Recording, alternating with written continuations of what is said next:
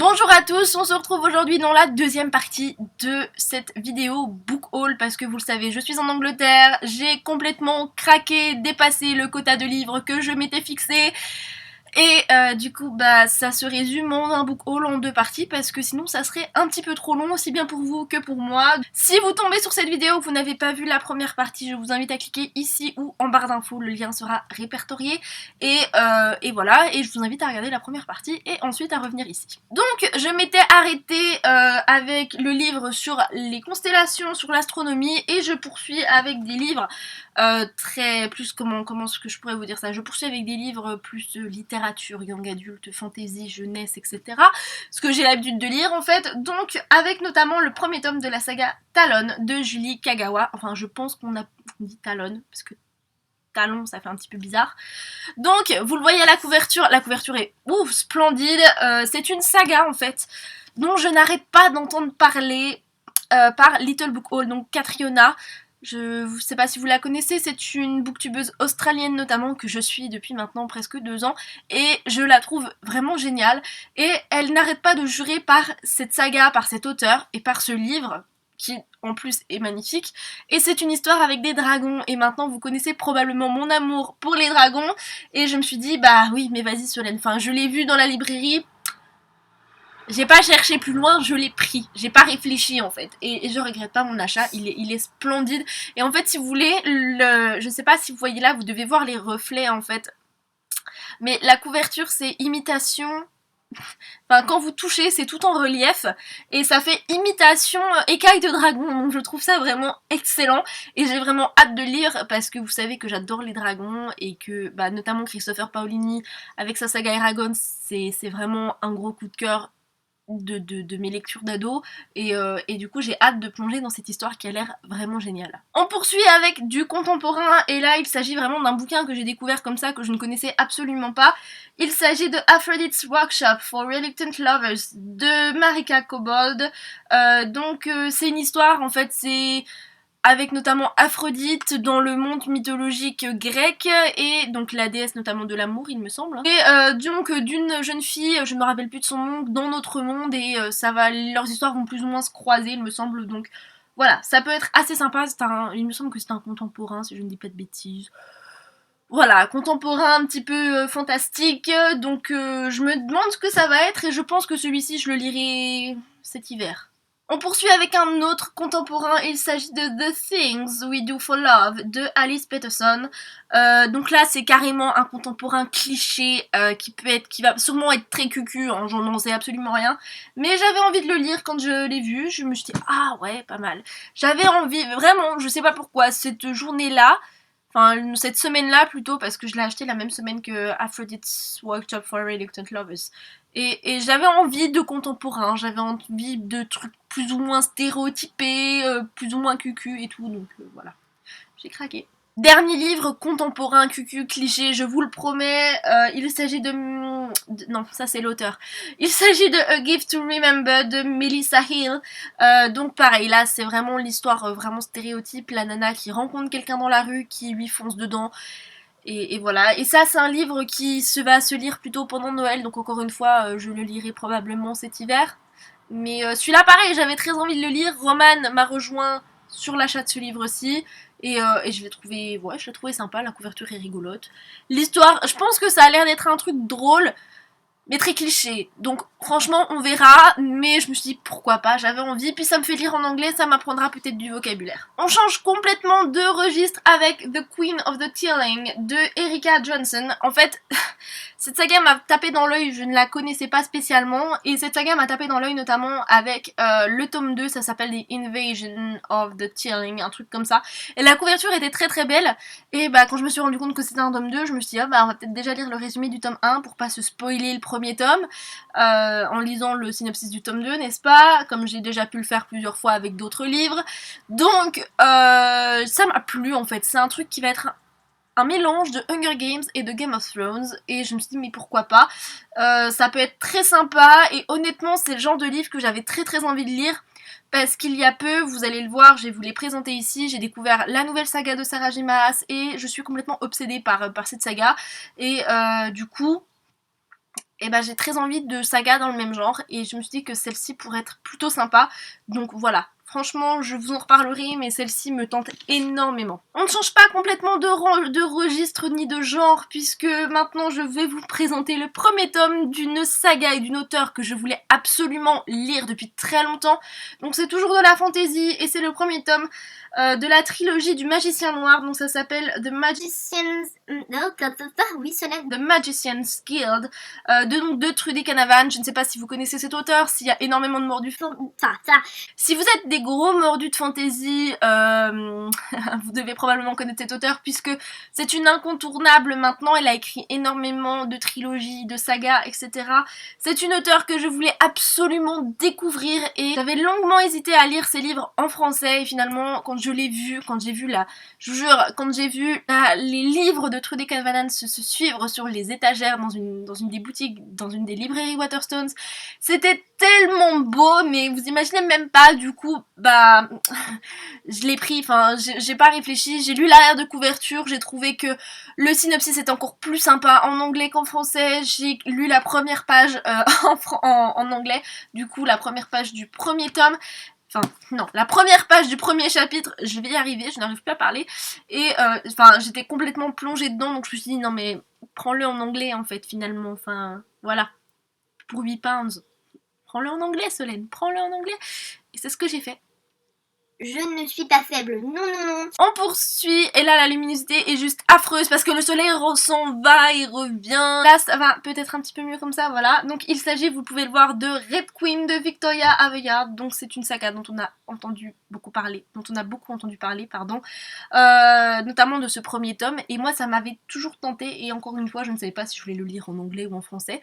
Le problème de quand tu commences vraiment à lire en anglais, tu sais jamais si tu veux lire si tu veux retourner à lire en français, je ne sais pas si ce que je dis est très très compréhensible, peu importe. Donc moi en fait j'ai une édition spéciale, voilà, en Angleterre je l'ai trouvé avec la tranche rouge et ces petits, je ne me rappelle plus comment ça s'appelle, mais c'est pas grave, et le tome 2 pareil, sauf qu'au lieu d'être rouge c'était bleu et j'ai trouvé ça super sympa. Et j'ai également vu qu'un préquel était sorti, ou une nouvelle, je ne sais pas ce que c'était, mais j'ai trouvé ça assez sympa et je me suis dit mais Solène, ça c'est pour toi, lis-le, prends-le, et encore une fois je l'ai pris. Oui. D'accord, je suis peut-être un petit peu faible, mais voilà, je t'entends toi derrière ton écran. Je t'entends, je suis un peu faible, je sais. Et si je vous présentais un livre que vous attendez depuis très longtemps de voir sur cette chaîne, si vous me suivez sur les réseaux sociaux, notamment sur Instagram? Harry Potter. Donc Harry Potter and the Cursed Child, donc en français Harry Potter et l'enfant maudit, partie 1 et 2, donc je précise bien que c'est la pièce de théâtre parce que certains fans ont été déçus qu'il s'agisse d'une pièce de théâtre quand ils ont eu le livre entre les mains.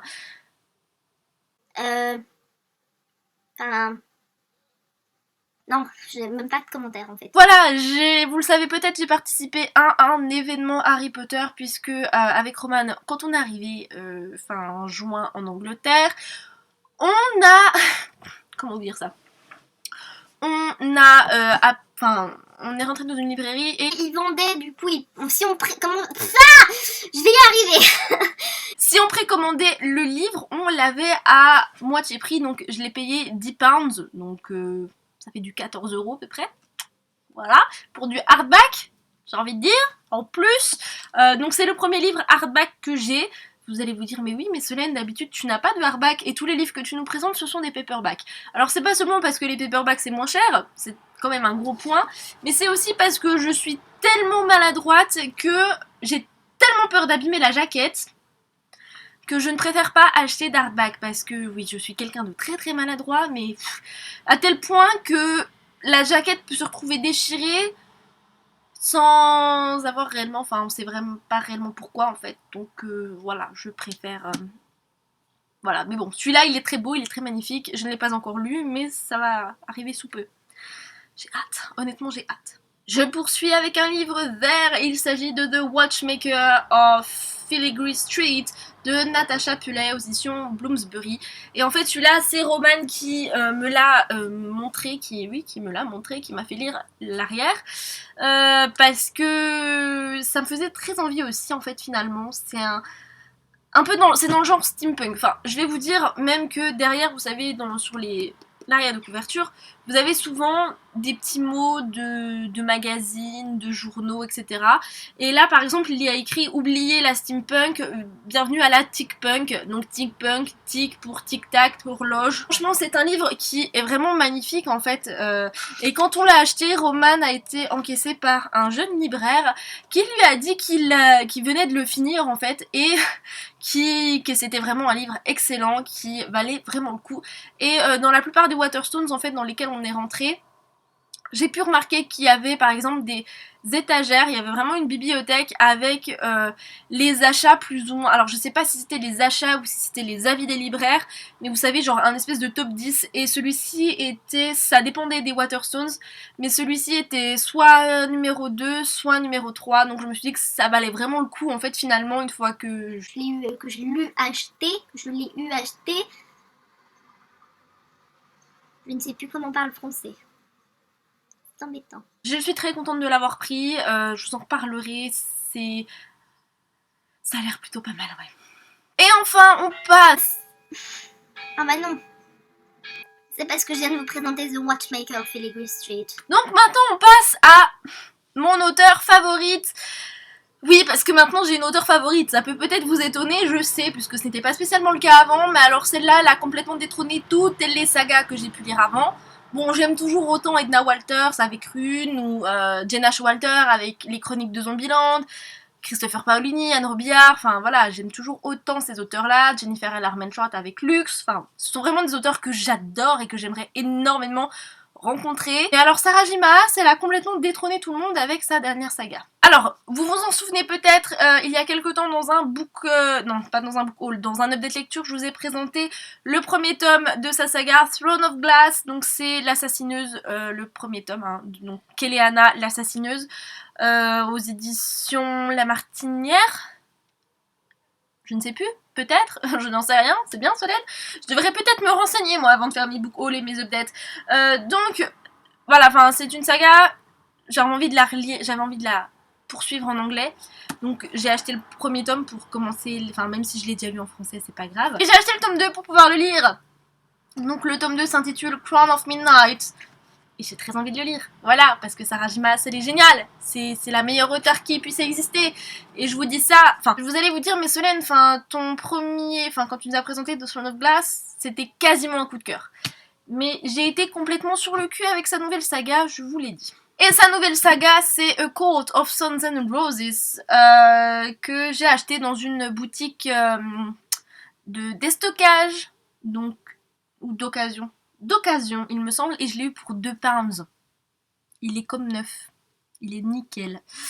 Donc voilà, c'est Jess en fait qui parlait avec tellement d'engouement sur Facebook, elle était tellement enthousiaste avec ce bouquin, avec cette saga, que je me suis dit, pour que Jess soit dans un état euphorique comme ça, pour qu'elle soit autant accro, c'est vraiment que ça, c'est une pépite quoi, et j'avais du coup envie de le lire, donc je les ai achetés, j'ai déjà acheté le premier tome et ensuite j'ai acheté le second tome en e-pub, donc j'ai beaucoup aimé le premier tome, mais ça a été un coup de cœur, enfin, mais le second tome, donc A Court of Mist and Fury, c'est le bouquin de l'année. Voilà, vous êtes au courant maintenant. Ce sera très certainement, je vous spoil complètement mon futur top de 2016, mais ce sera probablement le premier.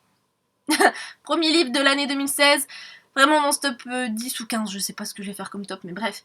Parce que c'est la révélation, et c'est pas souvent, vous savez, qu'on a un tome 2 qui est meilleur qu'un tome 1. Mais alors celui-ci... il m'a complètement bouleversée, il m'a complètement chamboulée. J'ai lu cette saga début mai. C'était début mai? Oui, début mai. Je suis encore... bon, maintenant que j'ai le bouquin, je prends le bouquin. Je l'ai d'ailleurs fait il y a quelques jours. Je relis des extraits, des passages du livre qui m'ont marqué, que j'ai aimé. Les personnages m'ont chamboulé, l'histoire m'a bouleversée, et j'attends absolument l'année prochaine pour que la sortie du 3e tome sorte, parce que je vais carrément le précommander, je pense, parce que cette histoire, elle est magique, magnifique, incroyable, donc voilà. Il n'y a pas d'autre mot. C'est la saga Révélation. Si vous lisez en anglais, lisez cette saga. Parce que c'est un truc de malade. Heureusement, elle va être publiée en France. Alors, on n'a pas encore de date. il me semble, mais ça va être la même maison d'édition que Throne of Glass, je crois, donc ça doit être La Martinière, et je peux que vous conseiller cette saga. Je suis étrangement calme parce que sur les autres vidéos, enfin, quand je faisais les montages les autres fois où j'ai filmé cette vidéo, j'étais très très excitée, on comprenait rien à ce que je disais, donc j'essaye de me calmer.